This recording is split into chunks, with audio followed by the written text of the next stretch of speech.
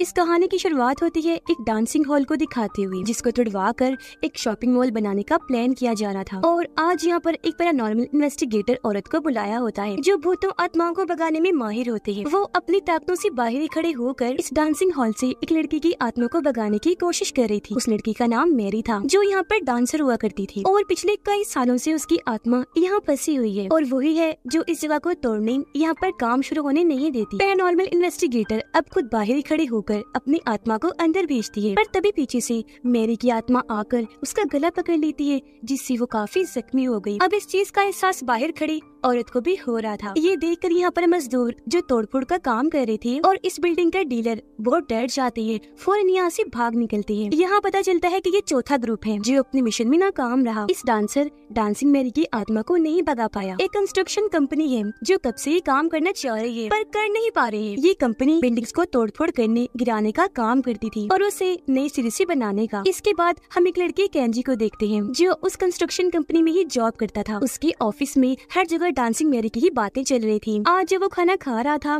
तो उस dancing hall को गिराने की जिम्मेदारी अब उसे दे दी जाती है, यानी अब उस भूतिया जगह को केंजी को तोड़वाना है। जी हाँ, बाकियों की तरह पहले तो वो भी डर जाता है, लेकिन फिर पैरानॉर्मल इन्वेस्टिगेटर की मदद लेने का फैसला करता है। बड़ी मुश्किल से उसे पैरानॉर्मल इन्वेस्टिगेटर्स का एक ग्रुप मिलता है, जो उसका साथ देने के लिए तैयार हो जाते हैं, यानी डांसिंग मैरी की आत्मा को वहाँ से भगाने के लिए। इसीलिए खुशी खुशी केंजी उन्हें अपने साथ उस डांसिंग हॉल में ले जाता है। पर जब ये लोग वहाँ पहुँचे तो इतना डर गए कि कोई भी अंदर जाने के लिए तैयार नहीं था, क्योंकि उन्हें पता था कि मैरी बहुत ताकतवर आत्मा है और हमारी ताकतें उसके आगे कुछ भी नहीं। अब जब केंजी बिल्डिंग की तरफ देखता है तो एक पल के लिए उसे भी डांसिंग मैरी की आत्मा दिख जाती है। वो भी इतना डर गया कि जल्दी से वहाँ से भाग जाता है। उसे देखकर वो ग्रुप भी भाग गया। अब थक हार कर केंजी घर वापस आ गया। उसे कुछ समझ नहीं आ रही थी कि मैं वहाँ से भूत कैसे भगाऊं, जबकि कंपनी का मालिक भी काफी परेशान था, क्योंकि उसके लोग उसे बार बार उस जगह को तोड़वाने के लिए कह रहे थे। तब तंग आकर वो फैसला करता है कि अगर 3 दिन तक उस जगह को ना तोड़वाया गया तो मैं आखिर में उस पूरी बिल्डिंग को बॉम्ब से ही उड़वा दूंगा। ये बॉम्ब धमाकों वाले काम के लिए वो एक आदमी की मदद लेता है, जिसका यही काम था,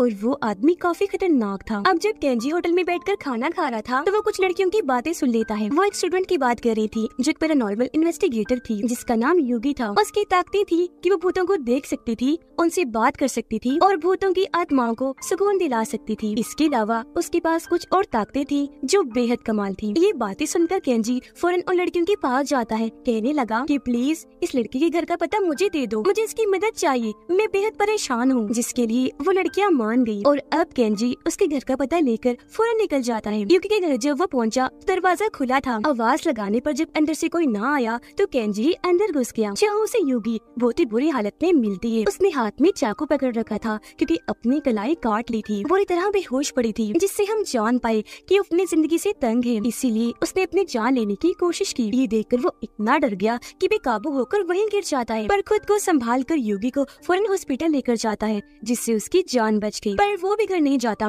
उसके साथ ही हॉस्पिटल रुकता है। यहाँ केंजी की मुलाकात 2 मरीज औरतों से हुई जिन्हें कैंसर था। उनके पास टाइम बहुत कम था, बहुत जल्द उनकी मौत हो जानी थी। वो केंजी से बातें करने लगी, जिंदगी की अहम बातें बताती है कि तुम जिंदगी में ऐसे जियो कि तुम्हें फख्र हो और हमेशा अपने जीने का मकसद ढूंढो कि आखिर तुम्हें किस लिए पैदा किया गया है। फिर रात होते ही केंजी वहाँ से चला गया। फिर जब युगी को होश आई तो वो दोनों औरतें अब उसके साथ बातें करने लगी। ये लोग काफी हंसी खुशी अपना वक्त गुजारते हैं और ऐसे ही रात गुजर गई। अगली सुबह होते ही युगी को हॉस्पिटल से छुट्टी मिल गई, जहाँ उसे लेने केंजी पहुँच जाता है और उसे अपनी सारी परेशानी बता देता है। उधर कंपनी का मालिक भी उस खतरनाक आदमी को बुलाकर सारा प्लान समझा देता है कि क्या करना है और कैसे करना है, जिस पर खतरनाक आदमी मान गया, इस मिशन को ले लेता है और कहता है कि अब से जो भी होगा वो मेरे हिसाब से किया जाएगा। केंजी अब युगी से मदद मांगता है, तब वो मदद करने को तैयार तो हो गई, साथ में बता देती है कि मैं भूतों आत्माओं को भगाने का काम नहीं करती, बल्कि मैं तो आत्माओं को सुकून शांति दिलाने का काम करती हूँ, उनसे बात कर सकती हूँ, उन्हें देख सकती हूँ। अब केंजी काफी हैरान था कि कैसे भूतों को देख सकती है। कहता है कि तुम्हारी इस खूबी से मैं बहुत मुतासिर हुआ। युगी कहती है ये कोई बड़ी बात नहीं, हर कोई भूतों को देख सकता है। ये कहकर वो केंजी का हाथ पकड़ लेती है, जिसके फौरन बाद केंजी को आसपास का सब कुछ ब्लैक एंड व्हाइट इन्हीं रंगों के बगैर काला सफेद दिखाई दे रहा था। इस काली सफेद दुनिया में केंजी आसपास देख ही रहा था कि तभी उसे कुछ दूर खड़ी एक लड़की की आत्मा दिखाई देती है, जिससे वो इतना डर गया कि जोर जोर से चिल्लाने लगता है है और अब जैसे युगी उसका हाथ छोड़ती है सब वापस से नॉर्मल हो जाता है। लड़की का भूत भी वहाँ से गायब हो गया और सब उसे पहले जैसा रंगीन दिखने लगा। हम समझ पाए कि युगी का हाथ पकड़ने से अब केंजी भी भूतों आत्माओं को देख सकता है। जिसके बाद ये दोनों डांसिंग हॉल में जाते हैं और यहाँ युगी अपना काम शुरू करती है और दोनों बिल्डिंग के अंदर आ जाते हैं। अंदर आते ही युगी को कुछ ख्याल आने लगे जिसमें वो एक गिटार वाले लड़के को देखती है जो इस डांसिंग हॉल में डांस देखने आया था। जो लड़कियां डांस कर रही थी उनमें सबसे खूबसूरत मैरी थी। युगी ये भी देखती है कि सालों से मैरी की आत्मा यहाँ बसी हुई है। फिर अचानक ही उसका दम घुटने लगा क्योंकि मैरी की मौत भी दम घुटने की वजह से हुई थी। उसकी तबीयत इतनी खराब हो गई कि फौरन वही बेहोश हो जाती है। ये देखकर केंजी जल्दी से उसके पास आया। उसने युगी का हाथ जैसे पकड़ा तो उसे मैरी की आत्मा साफ साफ दिखाई दे रही थी जो उसकी बहुत ही पास खड़ी थी। थोड़ी ही देर में युगी को होश आ गई। उसे सारी बात पता चल गई थी। केंजी जब उसे गाड़ी में लेकर आया तो युगी उसे बताती है कि वो गिटार वाला लड़का मैरी का दोस्त था। दोनों एक दूसरे से प्यार करते थे मगर अचानक वो गिटार वाला लड़का उसका दोस्त गायब हो गया। मैरी की आत्मा ज्यादा किसी खास मकसद के लिए नहीं बस अपने दोस्त की वापस लौटने का इंतजार कर रही है और इसी मकसद के लिए वो सालों से इस बिल्डिंग में फंसी हुई है क्योंकि वो मर तो गई थी पर आखिरी वक्त में अपने दोस्त से ना मिलने की वजह से उसकी आत्मा को सुकून नहीं मिल रहा। युगी ये भी जान गई थी कि वो गिटार वाला लड़का मर गया है। इसीलिए वो सोचती है कि अगर हम मैरी की आत्मा और उस लड़के की आत्मा को आपस में मिलवा दें तो दोनों की आत्माओं को सुकून मिल जाएगा। पर कोई भी ये नहीं जानता था कि उस लड़के की मौत कहाँ हुई और उसकी आत्मा कहाँ मिल सकती है, जिसके लिए अब उन्हें दुनिया भर की भूतों आत्माओं से बात करनी होगी क्योंकि वही बता सकती है कि उस लड़के की आत्मा उनके साथ है या कहाँ है। तो अब वो अपने इस मिशन के लिए निकल जाते हैं। सबसे पहले वो मिलते हैं एक किसान की आत्मा से। उसे मैरी के दोस्त की तस्वीर दिखाकर उसके बारे में पूछते हैं पर जब कोई फायदा नहीं हुआ तो एक मरे हुए सोल्जर की आत्मा से मिलते हैं। यहाँ से भी कुछ हासिल ना हुआ तो वो एक स्कूल की खौफनाक आत्मा से मिलते हैं जिसका आधा जिस्म था ही नहीं। यहाँ से फिर वो लोग उन लोगों की आत्माओं से मिलने चाहते हैं जिन्होंने खुद अपनी जान ली थी। फिर एक हॉस्पिटल में गई जहाँ उनके आसपास बहुत सारी आत्माएं थी जिनसे भी ये लोग बात करते हैं। फिर जाते हैं कब्रिस्तान और उन लोगों की आत्माओं से मिलते हैं जो सुकून से रह रही है, इन्हें जिनकी आत्माओं को सुकून शांति मिल गई थी। यहाँ भी उसके बारे में पूछने पर इन्हें मैरी के दोस्त की आत्मा के बारे में कुछ पता नहीं चल पाता।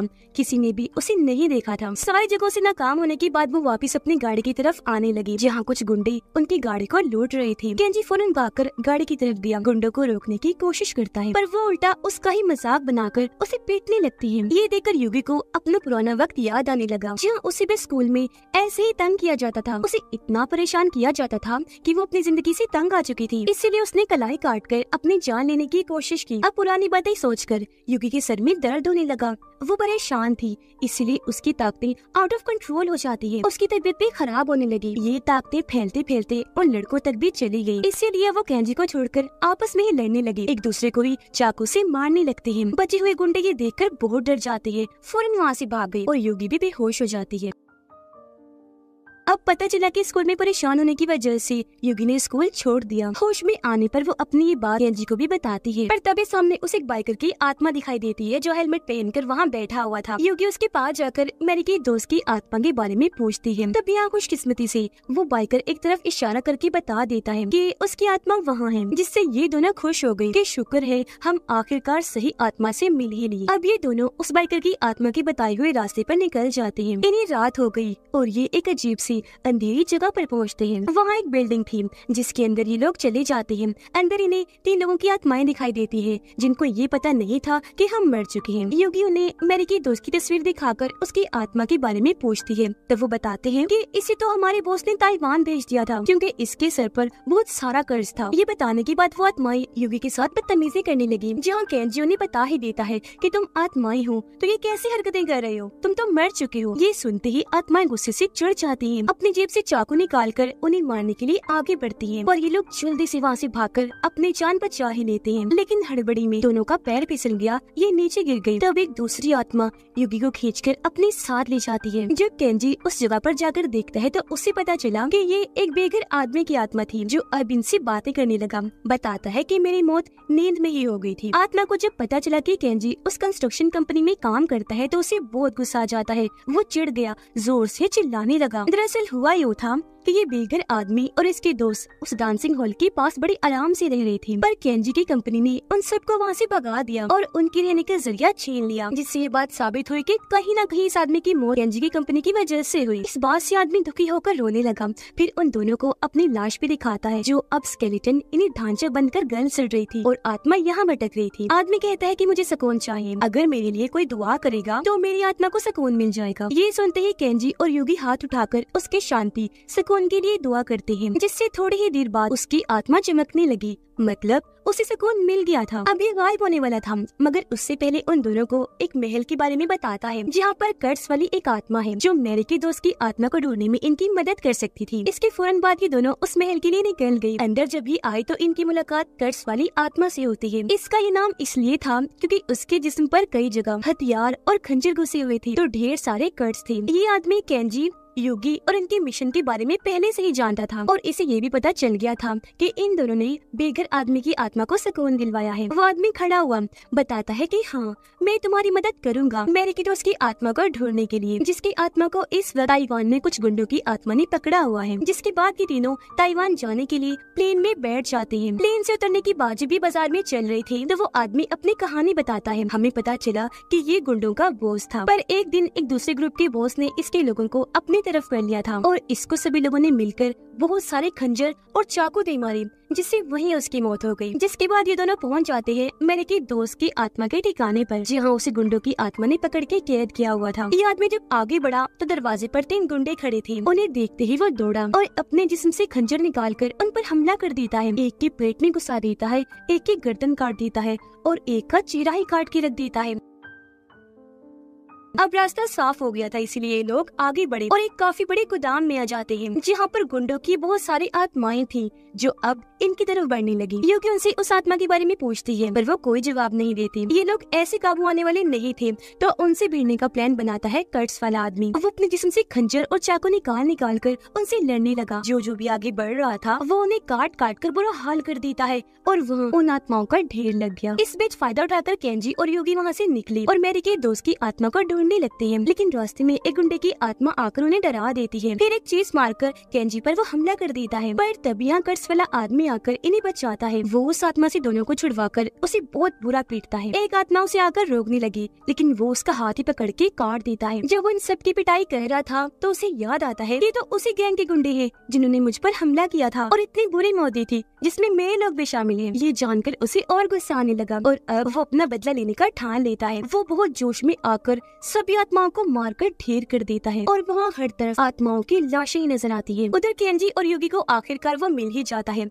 जिसे जेल में बंद किया हुआ था। ये दोनों उसे वहाँ से आजाद करके कर्ट्स वाले आदमी के पास आते हैं, पर क्योंकि मैरी की दोस्त की आत्मा को ढूंढने में उसने इनकी मदद की थी, एक अच्छा काम किया था, इसीलिए उसकी आत्मा को भी सुकून मिल जाता है। जहाँ पहले उसकी आत्मा बेचैन थी और वो भी वहाँ से गायब हो जाता है। फिर ये लोग मैरी की दोस्त की आत्मा को अपने साथ बिठाकर उसे मैरी से मिलवाने के लिए ले जाने लगते हैं और वो उससे मिलने से हिचकिचा रहा था। कहता है कि मैं मैरी से नहीं मिलना चाहता, वो मुझसे नाराज होगी, बहुत गुस्सा करेगी। तब योगी उसे समझाती है कि ऐसा कुछ नहीं है, वो तो तुमसे इतना प्यार करती है कि सालों से तुम्हारा इंतजार कर रही है। अब ये इंतजार वाली बात सुनकर वो मैरी से मिलने के लिए खुशी खुशी तैयार हो जाता है। पर दूसरी तरफ कंस्ट्रक्शन कंपनी के वर्कर्स डांसिंग हॉल को उड़ाने के लिए वहाँ बॉम्ब वगैरह लगा चुके थे। अब सफर के दौरान मैरी का दोस्त बताता है कि आखिर हुआ क्या था, जहाँ से हम इन दोनों की कहानी जान पाते हैं। असल में इस लड़की ने पहली बार मैरी को डांस करते हुए देखा था, तो वो इसे काफी पसंद आ गई। उसने इससे दोस्ती कर ली, ये जानते हुए भी कि वो गूंगी और बहरी है, मतलब न सुन सकती है और न ही बोल सकती है, क्योंकि वो ज़हीन ही इतनी थी कि बस म्यूजिक वाइब्रेशन को महसूस करके ही डांस करती थी। फिर आहिस्ता आहिस्ता इन दोनों ने एक साथ वक्त गुजारना शुरू किया